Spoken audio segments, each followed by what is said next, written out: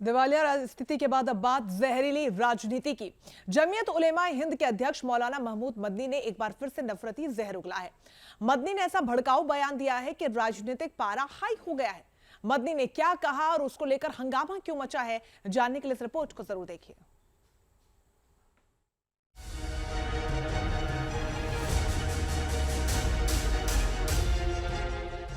मजहब का नाम, नफरत का काम। मदनी ने मुंह खोला, देश के खिलाफ जहर उगला। बीजेपी आरएसएस पर वार, मदनी मांगे हिंदुस्तान। सवाल ये नहीं है कि आखिर हिंदुस्तान पर पहला हक किसका है, सवाल ये है कि महमूद मदनी किसे धमका रहे हैं। हजारों की भीड़ में महमूद मदनी किसे और किसके खिलाफ उकसा रहे हैं।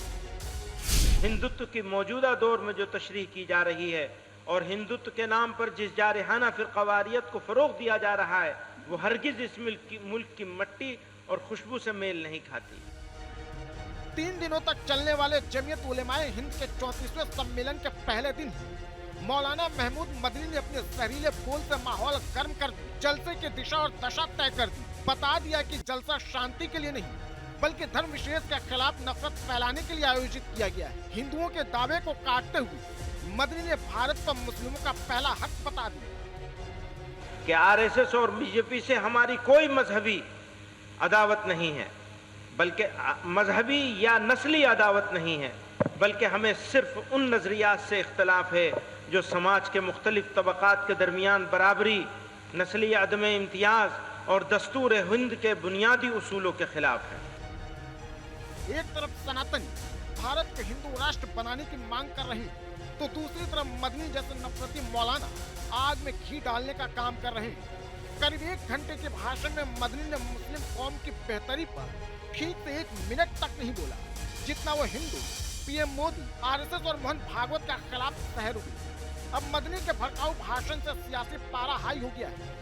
यूपी से दिल्ली और दिल्ली से मध्य प्रदेश तक मदनी के जहरीले बोल के खिलाफ माहौल गर्म हो गया है।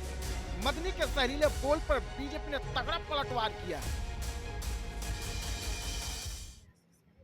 मुझे लगता है कि वो भूल गए वो कहां पर है।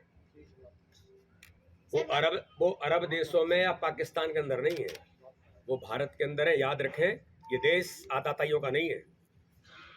ये देश इस भारत पर आक्रमण करने वाले लोगों का नहीं है। इस भारत के ऊपर संस्कृति और भारत के उन मान बिंदुओं पर प्रहार करने वाले लोगों का देश नहीं है। जिन लोगों की वो नाम लेने का प्रयास कर रहे हैं, इन लोगों ने इस देश को लूटा है, इस देश पर आक्रमण किए हैं, इस देश के मान बिंदुओं पर आक्रमण करके प्रभावित करने का जो काम किया, ये अब भारत, परम पूज्य सरसंघ चालक जी या देश के नहीं दुनिया के सर्वाधिक लोकप्रिय नेता मानी नरेंद्र मोदी जी, ये वो व्यक्तित्व हैं जो 24 घंटे 365 दिन इस भारत के लिए, मातृभूमि के लिए, इस मिट्टी के लिए अपने आप को न्यौछावर करके काम करने वाले लोग हैं। वो याद रखें, ये देश आताताइयों का नहीं है। देखिए, जहाँ तक मदनी साहब कह रहे हैं कि वो उतने ही भारतीय हैं जितना और कोई है, बिल्कुल स्वागत है। बिल्कुल वो सब देश में रहने वाले हर कोई व्यक्ति भारतीय है, इसमें कोई शक नहीं। परंतु ये कहना कि यहाँ पर इस्लाम यहाँ का धर्म है, मदनी साहब को अपने परदादा या आज से 15-20 पीढ़ी पहले चले जाना चाहिए। समझ लग जाएगा कि वो भी सनातनीय थे। इस देश में रहने वाला हर व्यक्ति सनातनी है। जिस दिन ये समझ में आ जाएगा कि इस देश की जो हमारी कल्चर है, संस्कृति है, वो सनातनी है, जिस दिन उनको ये समझ में आ जाएगा, उस दिन सब बातें ठीक हो जाएंगी।